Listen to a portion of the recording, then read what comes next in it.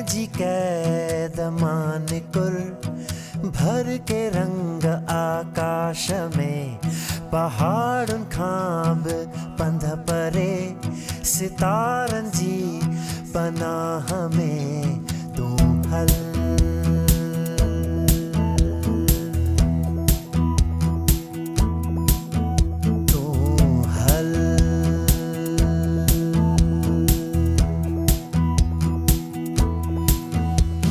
झूने वण जी मिठड़ी छांव जी कविताउनि में नंढड़ी नदी तूं ऐं मां ऐं पखी रहनि जंहिं देस में तूं हल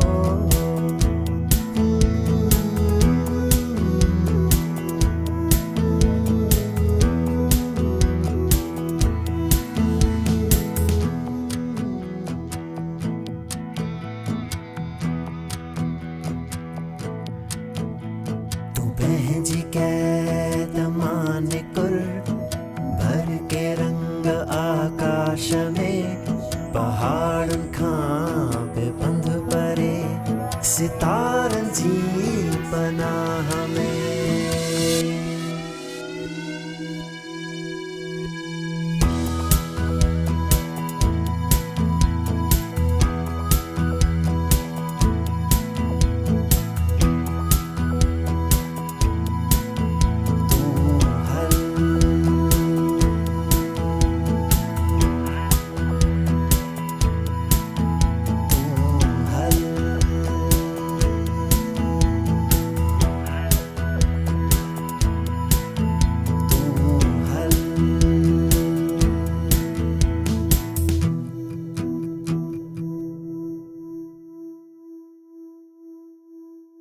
पाकिस्तान जे समाजी ऐं मुआशी खितनि में औरतुनि जी नमूदारी तमामु घटि आहे। हुननि जो वजूद सिर्फ़ तौलीद सां मुंसलिक कयो वेंदो आहे ऐं हुननि जी क़ाबिलियत रुगो घरदारी खे सम्झो वेंदो आहे। असांजी औरतुनि खे मुल्क में घणी मुसीबतुनि जो सामनो आहे। अॼु जे ज़माने में बि असांजी औरत पंहिंजे हिकु अहम बुनियादी हक़ खां महरूम आहे जेको तालीम हासिल करण जो आहे।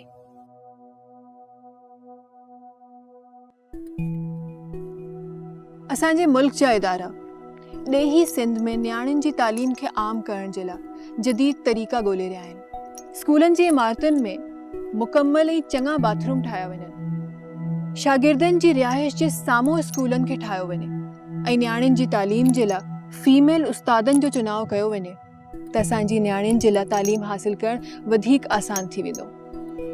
पर हिते असांखे इहा ॻाल्हि बि न विसारणु खपे त तालीम जे अॻियां आयल रुकावटूं सिर्फ़ ऐं बज़ाहिर ॻाल्हियूं न आहिनि। असांखे समाज खे बल्कि ख़ासि तौर ते वालिदैन खे इहो सम्झाइणो पवंदो त न्याणियुनि जे लाइ तालीम हासिल करणु केतिरो ज़रूरी आहे। हिकु न्याणी तालीम हासिल करे पंहिंजा मुआशी हालात बहितर करे सघे थी ऐं पंहिंजी औलाद खे सुठी तरबियत ॾेई सघे थी।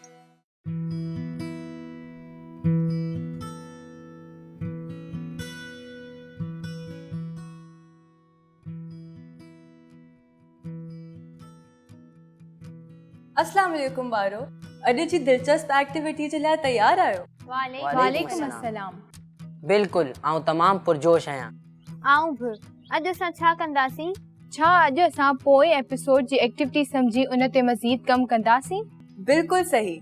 आऊं तव्हां सभिनी खे हिन एक्टिविटी में शामिल करण थी चाहियां ऐं उम्मीद थी कयां त असांजा नाज़रीन जेके असांखे ॾिसनि पिया उहे बि पूरे जोश और खरोश सां शामिल थींदा।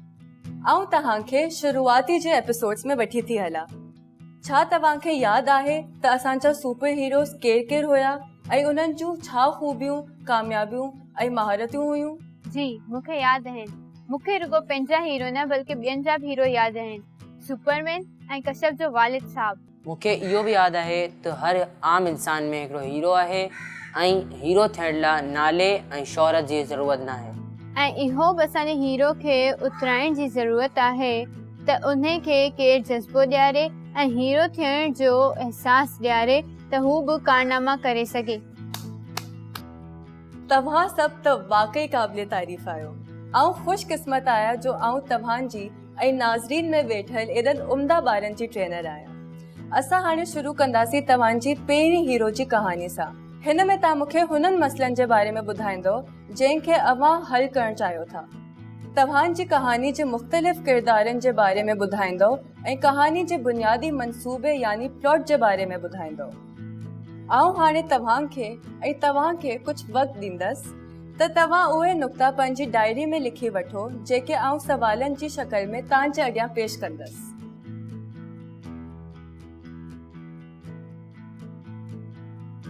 तव्हांजी हीरो स्टोरी कीअं शुरू थी?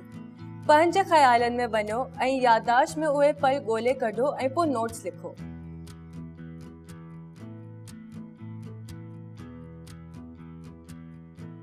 हू कहिड़ा माण्हू हुआ या आहिनि जे तव्हांजे हीरो सफ़र में तव्हांजी मदद कई? तव्हांजो मददगार या तव्हांजो मेंटोर यानी उस्ताद केरु आहे? कहिड़नि किरदारनि अव्हांजी हौसला अफ़ज़ाई कई या अॼु बि कंदा आहिनि?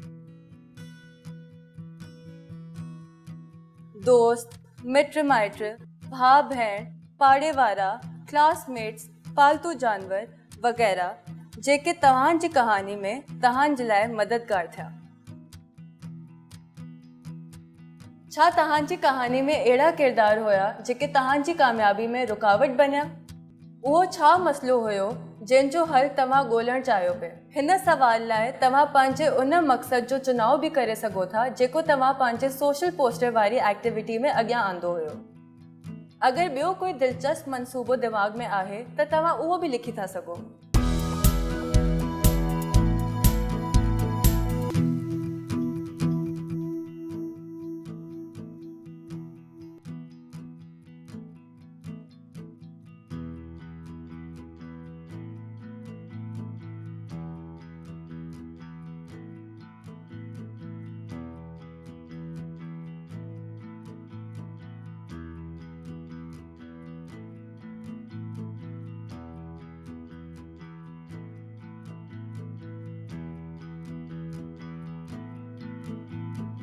छा तव्हां पंहिंजे दोस्तनि खां मदद वरिती पंहिंजी राह जी रुकावटूं खे घटाइण लाइ?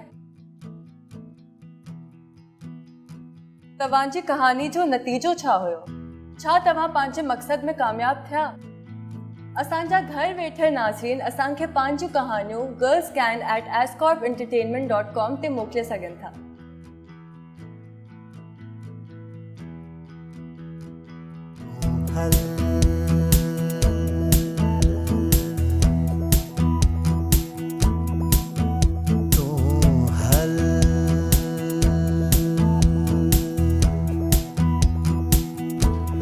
असांजा अॼु का महिमान हिननि सिंध में नियाणियुनि जी तालीम ते इलाही कमु कयो आहे।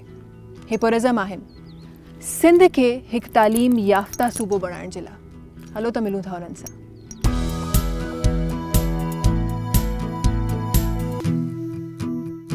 मुंहिंजो नालो आहे मोहम्मद तकी थानेजो।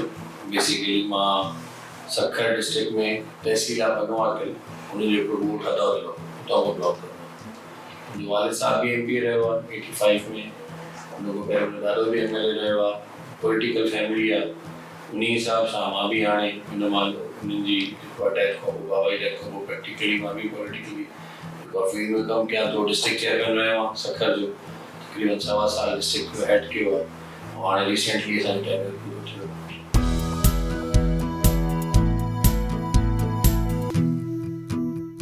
यस बिल्कुलु सुठे तरीक़े सां तमामु घणी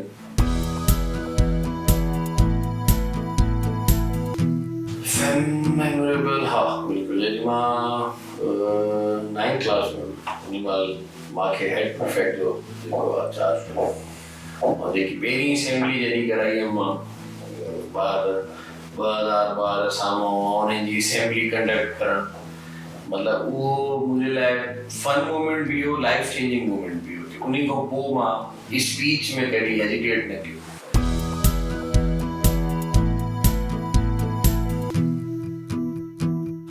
स्कूल तब्दील थिया, बिल्कुलु थिया, पर थोरो इहो असांखे लॻे थो कि बहितर थिया, एडवांस थिया, डेकोरेटेड थी विया, अपग्रेडेड थी विया। जाते ब्लैक बोर्ड्स हुया उते हाणे white boards with markers, with monitors, LED screens, chairs सुठियूं, असां वुडन बेंच ते वेही तालीम हासिल कईसीं। हाणे कंफर्टेबल चेयर अची वियूं आहिनि, एसी रूम्स अची विया आहिनि, कॉन्फ्रेंसिस ग्रुप डिस्कशन जा रूम्स अची विया आहिनि।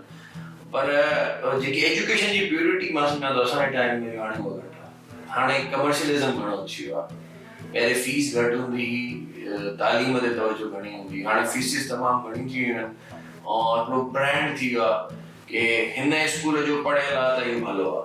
मतिलबु हिकिड़ो ब्रांड लेबल्ड एजुकेशन थी वई आहे जेको मूंखे थोरी शायदि नथी अपील करे। लेबल्ड एजुकेशन मीन्स के we are producing labelled students, not a quality students.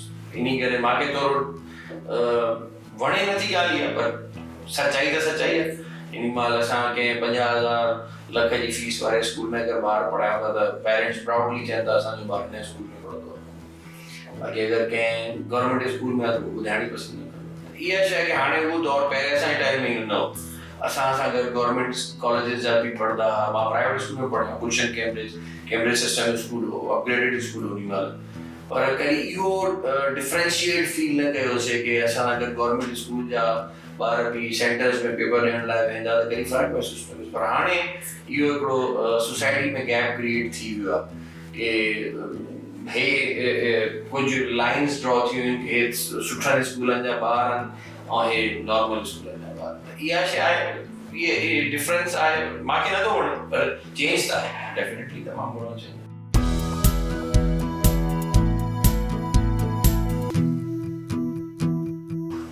Problems ये ॿई जेके आहिनि रिलेटेड आहिनि प्रॉब्लम। हिकु त असांजे माशरे जी ग्रूमिंग जी ज़रूरत आहे। ड्रॉप आउट थियण जो रीज़न हिकु सिर्फ़ु स्कूल परे हुजण बि न आहे, रोड न हुजण बि न आहे। रोड आहिनि, स्कूल बि आहिनि, पर हायर स्कूल या हायर सेकेंडरी जॾहिं असां चवंदा आहियूं स्पेसिफिकली हर स्कूल मैट्रिक ताईं नथो थी सघे इहो, या इंटर ताईं नथो थी सघे। इहो हिकिड़ो क्राइटेरिया हूंदो आहे कि केतिरी पब्लिक आहे हुन ते हाई स्कूल ठहंदो आहे। प्राइमरी त थी सघे थो, मिडिल बि थी सघे थो हुन ॿिनि टिनि ॻोठनि ते, पर हाई स्कूल जे लाइ एटलीस्ट उहो इम्प्रूवमेंट हुजणु खपे। अगरि हर ॻोठ में हाई स्कूल ठहंदो त हुनजी क्वालिटी ऑफ एजुकेशन भली न थींदी। छाजे करे कि उहो ॿार घर में ई हूंदा एतिरो हुननि खे थोरो परे वञणु ज़रूरी आहे। ॿी शइ आहे कि सेफ्टी या हिन जो जेको बि तालुक़ु आहे उहो वालिदैन सां ऐं माज़रत सां असांजे माशरे में हिकु जेकी माइंड सेट आहे उहो इहो आहे कि मां ख़ुदि ई पंहिंजी धीअ खे पुट खां घटि सम्झंदी। जॾहिं बि मानी जी डिस्ट्रीब्यूशन थींदी आहे पुट जे लाइ ॿूटियूं रखंदी आहे, धीअ खे हिकु ॿूटी सां 4 पटाटा ॾींदी आहे, धीअ आहे ख़ैर।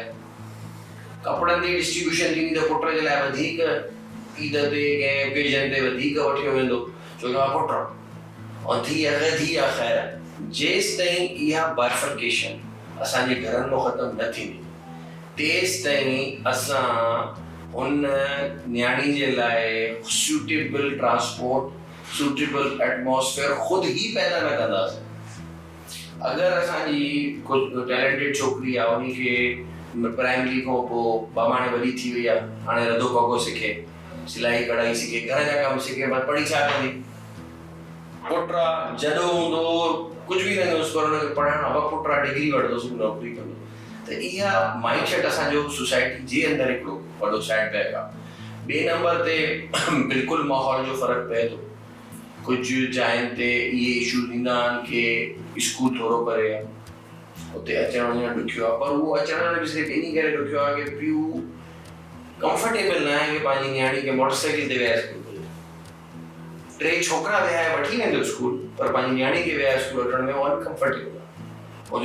This a taboos type of thinking कि यार सोसाइटी छा चवंदी कि जवान छोकिरी स्कूल पुॼाए थो, पोइ जिथे उन्हनि जो बायफोट एक्सेस आहे उते त ॿार अची था वञनि, जिथे ट्रांसपोर्टेशन जो इशू आहे त उते पोइ जेसि ताईं को ट्रांसपोर्ट आहे या कोई अहिड़ी फैसिलिटी उन्हनि खे रक्शे जी मिले थी त नियाणियूं अचनि थियूं। पर हाणे कुझु शयूं बहितर थियनि थियूं ऐं हाई स्कूल्स में एनरोलमेंट बि वधे थी, पर अञा स्टिल असांखे सोसाइटी ते कमु करणो आहे।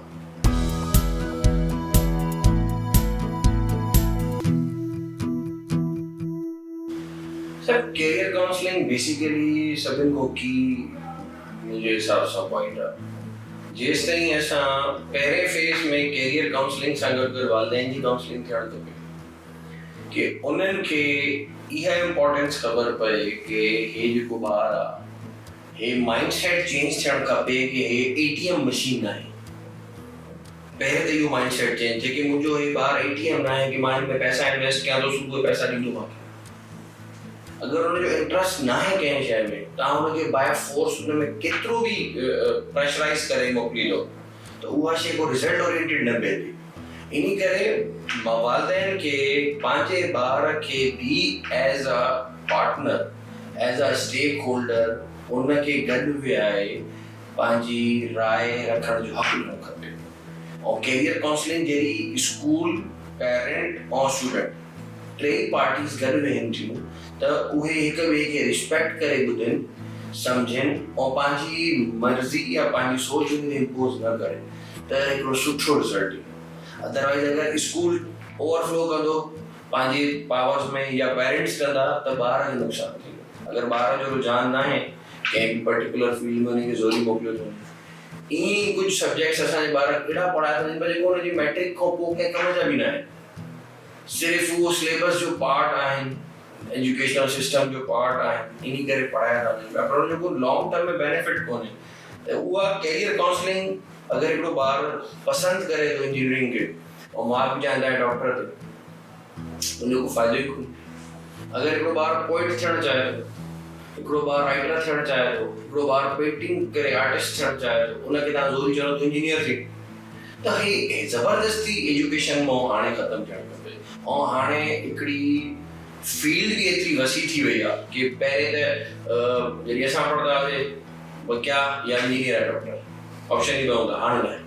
हाणे फूड साइंस अची वई आहे, माण्हू शेफ थियनि था, माण्हू डिज़ाइनर थियनि था, इंटीरियर डिज़ाइनर थियनि था, घणो कुझु अची वियो आहे। त अगरि तव्हांजे ॿार जो इंट्रस्ट आहे ऐं काउंसलिंग ही ॿार जे लाइ मुंहिंजे हिसाब सां मैंडेटरी हुजणु खपे।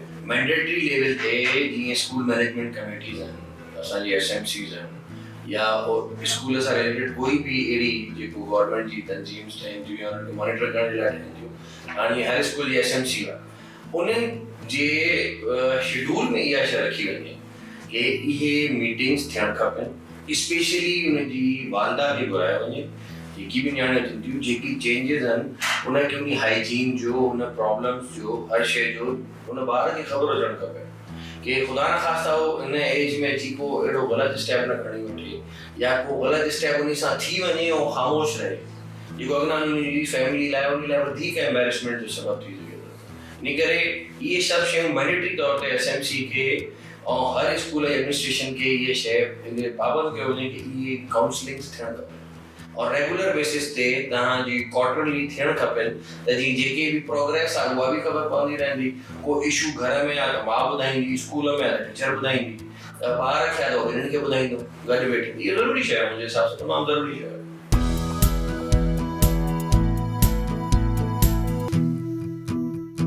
इहे टे शयूं पर हे हाणे न पर मुंहिंजो शुरू खां वठी रहियल आहे कि मां जॾहिं हितां शिफ्ट थियुमि कराची खां वापसि ॻोठ त मां हेल्थ एजुकेशन में उहे बि तमामु घणो कमु करण जी गुज़ारिश आहे। एजुकेशन जो जेको सुवालु आहे, टे शयूं जेकियूं मोस्ट इम्पोर्टेंट आहिनि, सभिनि खां पहिरें कि कम्युनिटी में कॉन्फिडेंस अचे कि पंहिंजी धीअ खे पढ़ाए, उनखे इहा शइ ख़बर पए कि पुटु पढ़ंदो त सिर्फ़ु हिकिड़ो घर पढ़ंदो, धीअ पढ़ंदी त पूरो ख़ानदान तालीम याफ़्ता थी वेंदो। हिकिड़ी नियाणी पंहिंजे घर में हुजे चाहे सहुरनि में हुजे, वो पूरे ख़ानदान खे तालीम याफ़्ता करे थी पई। इहो उन्हनि जे माइंड सेट ठहणु खपे कि सिर्फ़ु इहो कमाई न आहे पर नॉलेज आहे जेकी असांजी धीअ अॻियां नसलनि में शिफ्ट कंदी। ॿिए नंबर ते कि असां उन्हनि खे इहो सेंस ऑफ सिक्योरिटी ॾियणु कि नियाणी खे स्पेशली इहो सेंस ऑफ सिक्योरिटी हुजे कि असां चाहियूं था कि उहो पढ़े, और असां चाहियूं था कि अगरि हो को पोजीशन हासिल करे या कंहिं रिमार्केबल पॉइंट ते पंहिंजे पाण खे ॾिसणु चाहे थी उनजे लाइ महिनत करे त असां उनखे सपोर्ट कंदासीं। बाक़ी जेको एजुकेशन इन जनरल आहे उन जे लाइ हिकिड़ो बेसिक जेकी शइ अगरि असां सुधारे था वञूं, हिकु टीचर्स पढ़ाइनि और कॉपी कल्चर बंदि थी वञे त पोइ ऑटोमेटिकली असांजो ॿारु हिन शइ खे टेकअप कंदो। और मां हिन ते बीइंग अ डिस्ट्रिक्ट चेयरमैन मुंहिंजी थियूं बि शयूं, कोशिश बि थियूं और कुछ आर्गुमेंट्स भी थिया डिपार्टमेंट सां, घणी कुछ थियो, पर इहो हिकिड़ो पॉइंट हुते मां हुन ते सरेंडर कयो कि एग्ज़ामिनेशन जे डेज़ में असांजो घणी सख़्ती कंदासीं। हुते हिकिड़ो कन्वर्सेशन में हिकिड़ो सवाल मुंहिंजे ज़हन में आयो कि इम्तिहान महिल सख़्ती करणु त हिन 12 सां ज़रूरत जंहिंखे उस्ताद सॼे साल पढ़ाए रहियो। इन करे असां पहिरें ॾींहं उस्ताद ते सख़्ती छो न कयो कि उहो पढ़ाए, त जीअं ॿार खे चीटिंग करण जी ज़रूरत न। इन करे इहो असांजो इनिशिएटिव अगरि कमु करे वञे थो और इन ते असां सभु स्टेक होल्डर्स जेके आहिनि कम्युनिटी जा उहे सभु मुतफ़िक़ थी प्रेशराइज़ कयूं सिस्टम में और इहा शइ थी वञे न त मां सम्झां थो कि इन खां वधीक इंटीरियर सिंध जे लाइ या उन ॿार जे लाइ जेको वॾे स्कूल्स में नथो पढ़ी सघे कोई ख़िदमत नथी थी सघे। उहो पंहिंजो ट्रैक पाण ई ॻोल्हे थो वञे। एतिरे वर्स्ट हालातनि खां पोइ बि रूरल जी कमीशन जी सीट्स ते वॾो कॉम्पिटिशन और अर्बन जी सीट्स ते वॾो कॉम्पिटिशन हिकिड़ो बैलेंस हूंदो। हाणे असां ॾिसूं था कि अर्बन जी सीट्स ख़ाली थी वञनि पयूं और रूरल जी सीट्स में डबल छोकिरा पास थियनि था। जीअं मां चेयरमैन थियो वञे खां पोइ मुख़्तलिफ़ फोरम्स ते गर्ल्स एजुकेशन जे बारे में या नियाणियुनि जी तालीम तर्बियत जे बारे में प्रोग्राम्स थिया, उते बि मुंहिंजो इहो ई आहे। मां हुननि सां बि इन ॻाल्हि ते गाइडलाइन और इन पॉइंट ते कमु बि कयोसीं कि हिन ई शयुनि खे असां वधाईंदासीं त असांजी नियाणियूं अॻियां ईंदियूं। और बीइंग अ चेयरमैन जीअं असां स्पोर्ट्स एक्टिविटीज़ में असांजी काफ़ी छोकिरियूं डिस्ट्रिक्ट में हॉकी में हिन में अचनि पियूं, असां उन्हनि खे सपोर्ट कयोसीं, उन्हनि जे टूर्नामेंट्स खे उन्हनि खे असां मोटिवेट कयोसीं, उन्हनि खे बैकअप कयोसीं कि तव्हां अचीव करे सघो था। और थोड़े बैकवर्ड एरियाज़ में हॉकी खेॾण लाइ छोकिरियूं हुजनि हिकिड़ो पॉजिटिव साइन हो, असां उन्ही खे एक्टिवेट कयोसीं।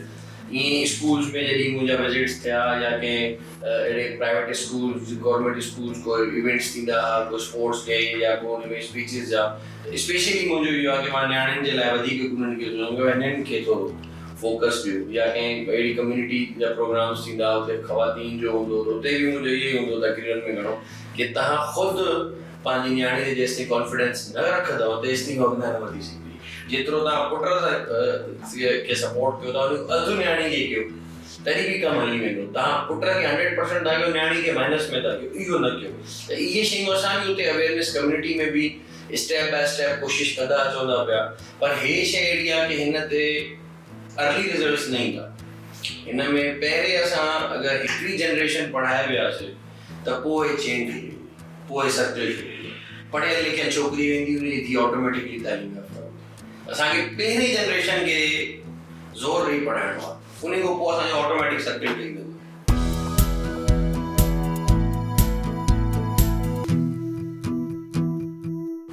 बिल्कुलु जेतिरा बि वसाइल असांजी हुकूमतनि वटि आहिनि उन जे हिसाब सां त उहे वीचारा पूरी कोशिशि करनि था। पर मुंहिंजो इख़्तिलाफ़ इन ॻाल्हि ते आहे कि पूरो त थिए थो पर हिन ते वसाइल वधीक हुजणु खपे।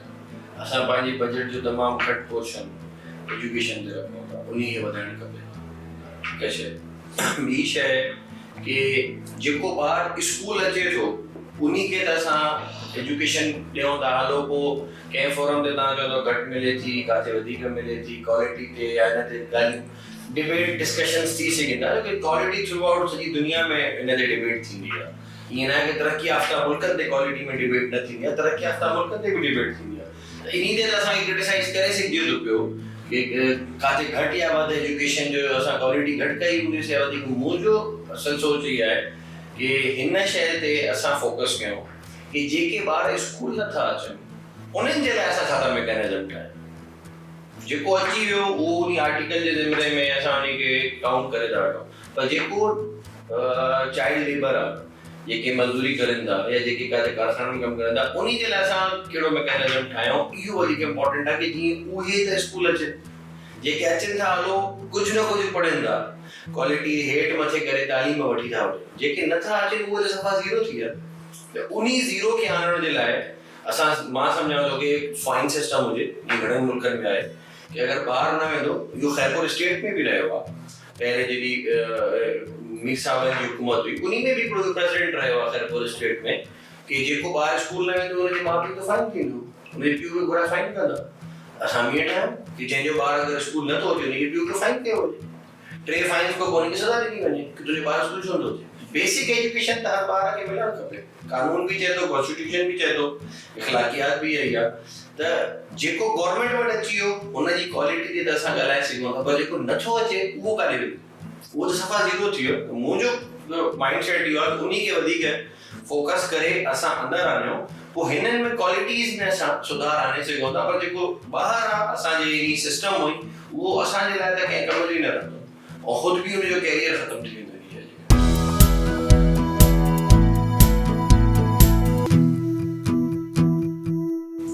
मां Gulshan Cambridge school Karachi, earliest school friend मां सां गॾु इस्माइल आहे, मां सां गॾु पढ़ियो आहे, हुन खां अलावा मुबशिर आलम, उन वक़्तु स्कूल में तमामु क्लोज फ्रेंड हूंदो, अब्दुल अज़ीज़, अख़ुनज़ादा, सो मेनी फ्रेंड, तक़रीबन काफ़ी 10-12 जो ग्रुप हूंदो, पाटोली ब्रदर्स हुया ॿाहिरि, मोहम्मद अली, सजाद अली, उहे काफ़ी फ्रेंड्स। यस, ऑलमोस्ट 5-6 दोस्तनि जो जेको ग्रुप आहे तक़रीबन मिलंदा आहियूं, फ़ोन ते ॻाल्हि ॿोल थींदी आहे, कुझु ॿार हलिया विया आहिनि ऑस्ट्रेलिया, कुझु हिते आहिनि Karachi still. My favourite teacher sir Abbas, computer teacher, 9th में मां कंप्यूटर वरितो, मतलब I admire him so much. हिकिड़ो रूड हूंदो असांजो, मतलब हिकिड़ो डिसिप्लिन टीचर हो, पर मूंखे वणंदो हुनजी पर्सनैलिटी, हिकिड़ो हुनजो जेकी प्रेज़ेंटेशन हूंदी, जेकी पढ़ाईंदो कंप्यूटर लैब में, नओं कंप्यूटर बि सिखंदासीं, इन करे वधीक वणंदो बि हो। पर being a teacher sir Abbas मूंखे तमामु घणो वणंदो। मां घणो कुझु ॿियो, मुंहिंजो ट्यूशन टीचर उहो बि, मतिलबु मां सर मुजीबाल, उहो बि मूंखे तमामु घणो हुन बि सेखारियो, स्ट्रिक्ट हुयो, पनिश कंदो हुयो, उन खां असां ॾुकंदा हुआसीं। मां सम्झां थो उन जो वॾो करेक्टर आहे मैट्रिक ऐं इंटर कराइण में असांखे। उन ट्यूशन जेके असांखे ॾिनी हुई, 2 टीचर्स मूंखे ज़िंदगी भर यादि रहंदा पंहिंजी लाइफ में, जेके सर अब्बास ऐं सर मुजीब मूंखे ॾिसे था।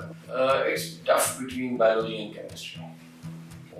Chemistry is a very dry subject, biology त मूंखे वणंदी न हुई, इन करे मां कंप्यूटर वठी वरितो 9th में, पर केमिस्ट्री जेकी मैट्रिक ताईं गॾु हली आहे, dry subject. Centre bencher, not front not back. शुरू में प्राइमरी में फ्रंट, मिडिल में बैक, 8th खां पोइ 9 मैट्रिक में सेंटर, पोइ ॿी टी ड्रेस मिलंदी, पोइ मतिलबु ईअं ब्रिज लाइक आहे, ब्रिज न ख़राबु ऐं सुठो जे विच में, इन करे centre bencher, not front not back. मां मैथ्स में बि तमामु होशियारु आहियां, still I love maths. Cricket under 19 खेॾी आहे, कराची खे रिप्रेज़ेंट कयो आहे, कराची अंडर 19 खेॾी आहे, अंडर 16 खेॾी आहे, अवॉर्डेड बेस्ट बॉलर इन 2016 इहो कोचिंग कैंप में। साईं उन महिल हुयो मुराद अली शाह साहब जो वालिद हुयो चीफ मिनिस्टर, साईं उन महिल जेको आहे पंहिंजो अब्दुल्ला शाह साहब उहो हुयो चीफ गेस्ट, उन मूंखे बेस्ट बॉलर जो अवॉर्ड ॾिनो 96 में इहो कोचिंग कैंप। त मतिलबु मां I love sports and match sports. इहो हिकिड़ो वसी सुवाल हो, उन महिल बि सोच हुई, हाणे बि सोच आहे।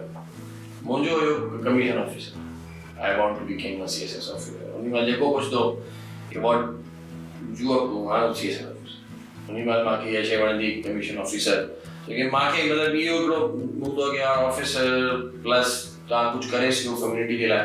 पर थियो इहो की जॾहिं when my father was ill, पापा बीमार थियो 2000 में, उन खां पोइ ज़िम्मेदारी अची वई कि हाणे तव्हां हाली संभालियो कमकार, त पोइ वरी टोटली उहो लाइफ जो शिफ्ट थी वई। उन महिल मां फर्स्ट ईयर में हुउमि, लाइफ शिफ्ट थी वई। पोइ BSc जी जाए थे मां जेको पॉलिटिकल साइंस में BA कयुमि छोकी मां जो अगरि मां करणी सियासत आहे त पोइ इहो जस्टिफाइड न आहे कि मां कंहिं इंजीनियर जी सीट विञायां या कंहिं ॿिए टेक्निकली डॉक्टर जी सीट विञायां पोइ सियासत वञी कयां प्रैक्टिस बि न कयां त it is good to did a BA in a political science after that पोइ लॉ MA ये शयूं कयां कि जेकी रेलेवेंट आहे नो अल्हम्दुलिल्लाह स्टिल नॉट येट जो हद खां वधीक अगर मां को पूछे कि लाइफ जी जेको फेवरेट एरा है या जेको फेवरेट तव्हांजी लाइफ जो स्पैन आहे त मां स्कूल लाइफ अगर कुछ है कि मोटी मिले एक साल मिले त स्कूल लाइफ छोकी मैट्रिक खां पोइ तव्हांखे स्कूल लाइफ जी क़दर ख़बर पवंदी जॾहिं तव्हां 7th 8th में इवन 9th मैट्रिक में त असां चवंदा संडे जी मोकल बि न थिए इहो बि असां स्कूल में टाइम गुज़ारणो मुंहिंजो स्कूल लाइफ तमामु सुठी गुज़री आहे अगरि चेंज करिणो आहे त मां चेंज इहो कंदुमि कि स्कूल जे टेन्योर में मां स्पोर्ट्स एक्टिविटीज़ में हूंदो पर मां लॻे अगरि उहा अञा बहितर थी वञे ऐं अञा असांजो ग्राउंड हूंदो हो पर उहो not up to mark like a grassy ground उते खेॾंदासीं अगरि मां वापसि वञा त इहे शयूं चेंज थींदा मूंखे स्पोर्ट्स फैसिलिटीज़ अञा भली मिले त जीअं मुंहिंजी जेकी एक्टिविटीज़ स्पोर्ट्स एक्टिविटीज़ में अञा बहितर थी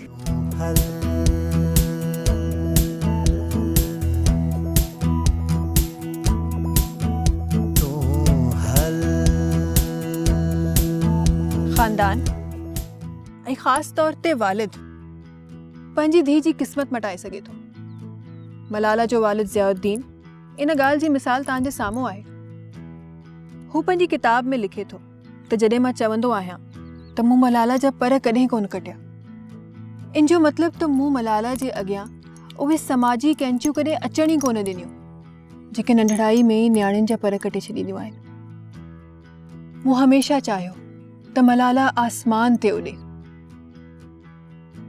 ज़मीन जी मेर कॾहिं हुनखे छुए बि न गुज़रे उहा मेर जेका समाजी ताननि जी हूंदी आहे वरी मिलंदासीं तव्हां सां पंहिंजी न्याणियुनि खे उन्हनि जी कुवत जो अंदाज़ो थियणु ॾियो अल्लाह हाफ़िज़